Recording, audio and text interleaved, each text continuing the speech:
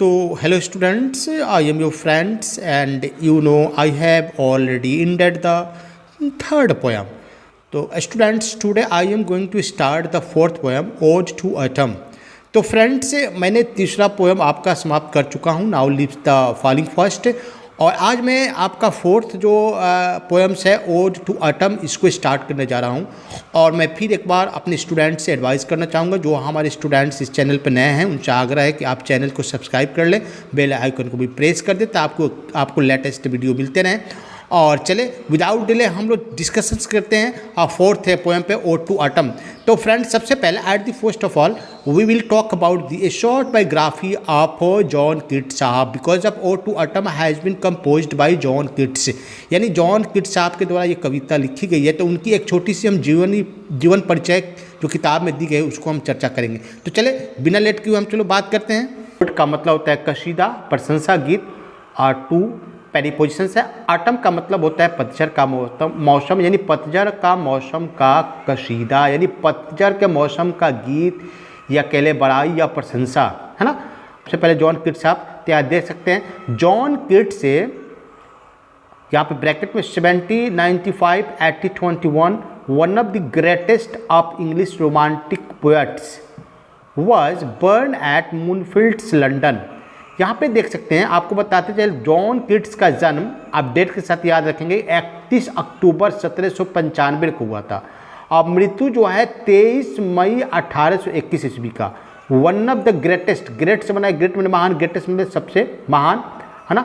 English मतलब अंग्रेजी, romantic मतलब प्रेम युक्त, पोएट मतलब कवि, यानी जॉन कीट्स साहब अंग्रेजी के प्रेम युक्त कवियों में से एक महान कवि थे। वाज बर्न जो जन्म लिए थे एट मूनफील्ड, मूनफील्ड में जन्म लिए थे, लंदन, यानी लंदन के मूनफील्ड में जन्म लिए थे। यानी यहाँ पे हम कहेंगे कि जॉन कीट्स साहब अंग्रेजी के प्रेम युक्त कवियों में एक महान थे और इनका जन्म लंदन के मूनफील्ड्स में हुआ था। No problem. He studies at Clark school at Infields, बहुत आसान है। उन्होंने अध्ययन किए कहाँ? इनफील्ड्स के क्लार्क स्कूल में अध्ययन किए, नहीं पढ़े लिखे। ओके। डीपली इंटरेस्टेड, गहरी रुचि थी, डीपली इंटरेस्टेड मतलब गहरी रुचि थी इन क्रिकेट एंड बॉक्सिंग, यानी क्रिकेट और बॉक्सिंग में इनका गहरी रुचि थी, है ना। यानी उनका लगाव ज़्यादा था क्रिकेट और बॉक्सिंग ज़्यादा। ही ग्रीव, वह बढ़े, into voracious readers especially of Greek mythology. यहाँ पे देखिए ग्रो मतलब बढ़ना होता है ना, और यहाँ पे वेराइसियस मतलब पे टू, या जो जिसकी का भूखा हो, रीडर मतलब पढ़ने वाला, स्पेशली मतलब विशेष रूप से, ग्रीक मतलब ग्रीक, और मैथोलॉजी मतलब पौराणिक कथा। वह पढ़े लिखे, वो बढ़े कैसे? तो ग्रीक के पौराणिक कथाओं को विशेष रूप से पढ़कर, बहुत उसको ध्यान से दिल से पढ़कर वो पढ़े, उसी को पढ़कर बढ़े, है ना। He even start translation of Virgil's Aeneids, उन्होंने वर्जिल एनिड्स को अनुवाद करना भी शुरू कर दिए। हिज उनका एम्बिशन, आकांक्षा या लक्ष्य, टू बिकम ए पोएट, उनका आकांक्षा था कवि बनना, was fired by his first acquaintance with Spenser's Faerie Queens, यानी कवि बनना था तो उनका पहला जो पहचान मिली तो फेरी क्वींस के स्पेंसर्स के साथ उनकी पहली पहचान मिली। उन्हें कहने का मतलब कि पहली पहचान का जो फेरी क्वींस थी ना, वो स्पेंसर्स के साथ उनकी पहली पहचान मिले ना। हिज फर्स्ट पोएम, इनकी जो पहली कविता है, lines and imitations of Spenser, जो lines in imitation Spenser was published in 1814, यानी 1814 में प्रकाशित हुआ इनकी पहली जो है ना, हिज फर्स्ट वॉल्यूम्स। लेकिन अब पोएट्री, ये काव्य का पहला जो वॉल्यूम्स है, इंटायर्ड पोएम्स वाज पब्लिश्ड इन 1817, यानी ये कविता जो है पहला वॉल्यूम है जिसका नाम ही था पोएम्स, वो 1817 में प्रकाशित हुआ, है ना। यानी ऐसे जो ये लाइन्स एंड इमिटेशंस पहला जो प्रकाशित हुआ 1814 में, लेकिन पहला वॉल्यूम जो है ना, जो नाम था वो पोएम नाम ही था उनका, है ना। और उस पोएम का प्रकाशित 1817 में हुआ। His poem Endymions was well appreciated by Wordsworth. Word appreciated मतलब क्या होता है? आप प्रशंसा करना, बड़ाई करना, जिसको प्रेज कहते हैं, एडमायर कहते हैं। तो जो एंडीमियन जो इनकी रचना थी ना, वह वर्ड्सवर्थ के द्वारा भी सराहा गया, प्रशंसा की गई। इट वाज पब्लिश्ड इन 18 यानी ये 1818 में प्रकाशित की गई। हिज ओड्स, इनकी जो कसीदा है, प्रशंसा है, कसीदा के गीत है, ऑन इंडोलेंस है, ऑन ग्रीनेंस है, अर्न है, टू शाइक है, टू ए नाइटिंगल है, और on melancholy and ode to autumn made a great romantic poet of English literature. Literature में साहित्य होता है ना, और यही सब इनकी रचनाएं जो है ना अंग्रेजी साहित्य के प्रेम युग के महान कवि बनाया इनको।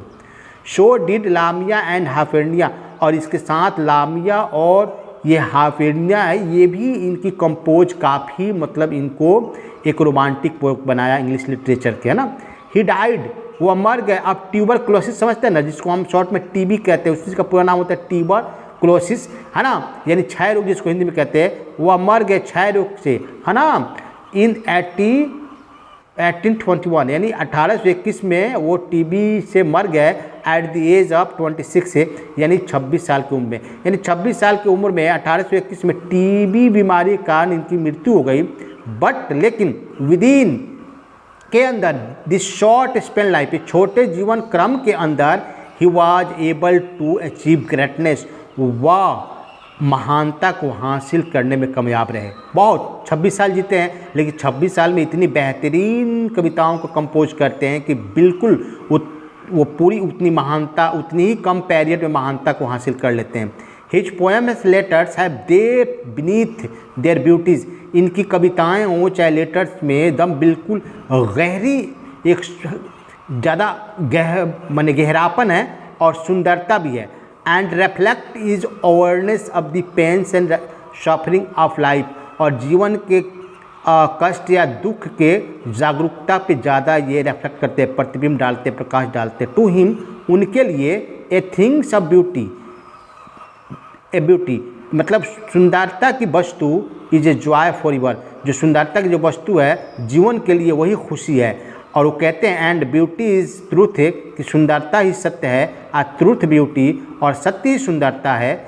इन द पोयम, इस कविता में ओड टू ऑटम, मतलब ओड टू ऑटम यानी पतझड़ के कसीदा में किड्स डिस्क्राइब, किड्स आप वर्णन करते हैं द ब्यूटी, सुंदरता को, एंड कैरेक्टरिस्टिक से यानी चरित्र को, spirit of autumn in the series of memorables picture exhibiting the principles of beauty in natures. तो इसमें देखो डिस्क्राइब मतलब वर्णन करना, ब्यूटी मतलब सुंदरता, कैरेक्टरिस्टिक मतलब विशेषताएं, स्पिरिट गुण या आत्मा कह ले, आटम मतलब पतझड़, मेमोरल में यादगारी पल, यादगारी तस्वीर, आप प्रदर्शन करना, प्रिंसिपल मतलब सिद्धांत, ब्यूटी मतलब सुंदरता।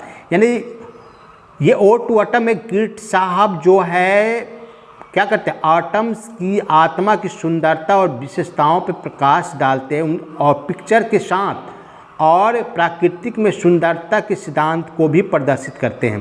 तो ये हुआ स्टूडेंट्स आपका जॉन किट साहब का एक छोटा जीवन परिचय आपके किताब के अनुसार। अब नीचे आते हैं, लिखा है कि work in A small groups, एक छोटा समूह बनाओ एंड डिस्कस दिस क्वेश्चन, इस प्रश्न उत्तर का एक डिस्कस करें।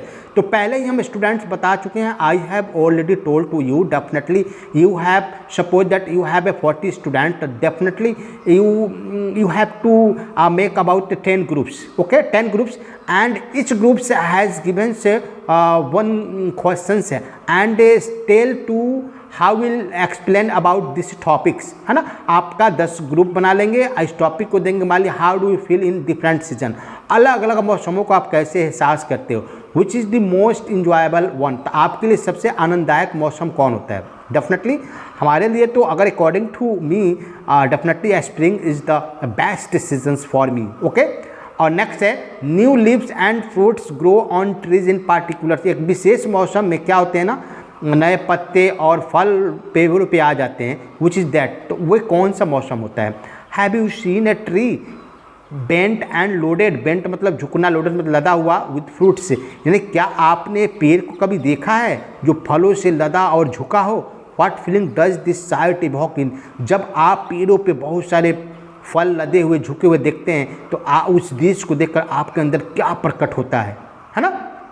तो ये डेफिनेटली कहीं भी जो नेचुरल सिस्टम है, नेचुरल जो ब्यूटीज है ना उसकी गजब की, उसका तो मेरे पास वर्ड्स नहीं है कि हम लोग डिस्क्राइब कर पाएँ, लेकिन बहुत ही सुंदर लगता है जब पेड़ पर बहुत सारे, अगर पेड़ पर बहुत सारे अगर फल लगे हुए हैं, झुके हुए हैं, तो डेफिनेटली देख कर नज़ारा, ओह, आपका दिल ऑटोमेटिकली भरता है, यार क्या यार, फटे ब्यूटीफुल सीन, उस ब्यूटीफुल सीन से जुड़ जाते हैं। तो फ्रेंड्स, आज हमने आपको जॉन किट साहब का एक छोटा जीवन परिचय दिया, और इसके बाद फिर अगले वीडियो में मैं ओड टू ऑटम का जो लाइन बाय लाइन हिंदी बताऊंगा। तो आज इतना ही, फिर मिलते हैं अगले वीडियो में, तब तक के लिए शुक्रिया, थैंक यू।